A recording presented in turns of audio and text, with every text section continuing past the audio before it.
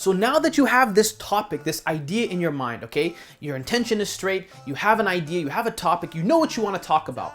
How do you actually go about writing your poem? This is a place where a lot of writers stop right here, right?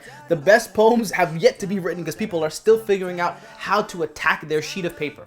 So one thing you should do, okay, and this is my experience, I'm just telling you what I do, inshallah, and you can benefit from it. You can do it if you want, you don't have to do it if you don't want. I don't really care.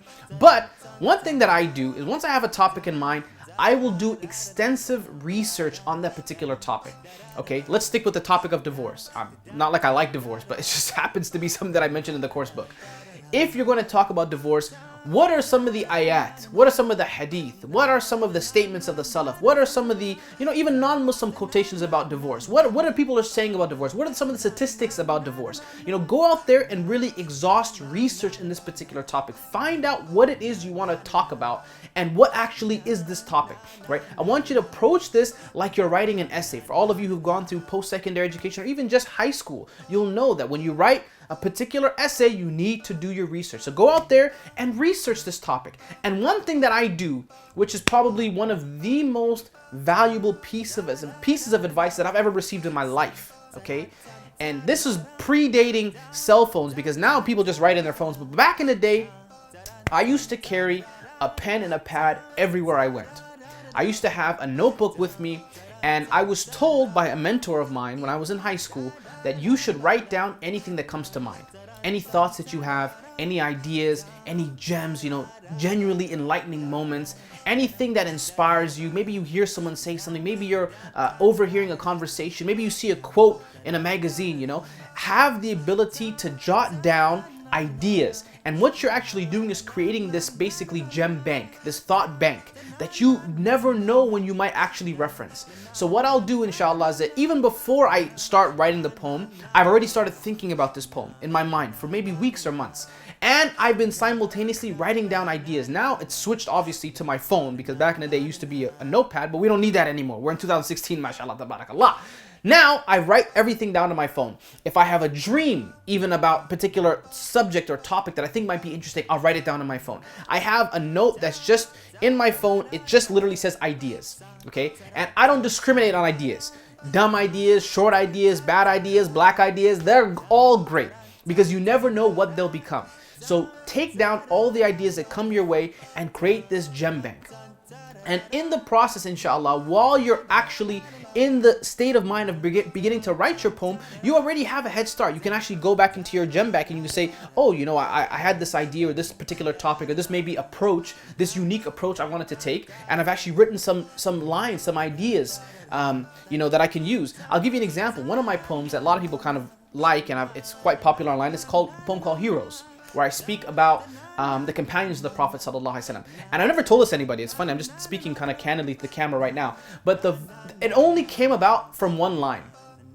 I wrote this whole poem based on just one line. I was sitting down and I was reflecting on Aisha radiallahu anha, the Prophet ﷺ's wife. And I wrote a line that said, Aisha was a genius. Every word was like a thesis. Okay?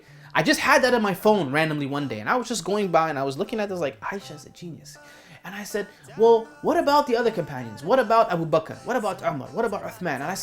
And by the end of it, right, I had built this huge, database of all these different companions and their traits and characteristics, and I turned that into a poem. But it all started with one idea that was just in my gem bank. So you never know when that gem bank, I'm copywriting this term, gem bank, I just made it up, all right? You never know when this gem bank will actually come in handy. Actually, I didn't make it up. I stole it from Al-Maghrib. But alhamdulillah, we're going to share the credit. Okay, so now you have some research completed. You've jotted down some notes, some ideas, some thoughts around this particular topic. Now, one thing you should try and do, this is now good poetry. The best poetry always stems from personal experience. Personal is universal. Okay, people don't like hearing about a topic being spoken about from an ivory tower. You're looking down on society and saying, you are this and you are that and you are right and you are wrong. You need to involve yourself in this poem, or to be honest, you don't have the actual ability to speak about it. If you cannot involve yourself in this poem, then you do not have the authority to speak about this topic. I'll give you another example. If you want to talk about, for instance, I'm running out of good examples, but if you want to talk about, like I use this in the book, the medical health field, you're a doctor, say for example, okay? You want to talk about life or death. Okay, you can speak about life and death from your experiences as a doctor. If you're, I don't know if you're a doctor writing poetry, good on you. Most doctors don't write poetry. But if you do, right, talk about it from the experiences of what you see every single day working in the hospital, working in the ER. If you're a teacher and you want to talk about life or death, talk about maybe the importance of seeking knowledge and how that knowledge will be actually able to be implemented on your deathbed, right? Or in the akhirah. Right? So speaking about things not just from your profession, but from your own personal experience is very important. It's not good enough to just talk about a topic, like I said, from an ivory tower where you become this kind of pseudo expert in a particular field.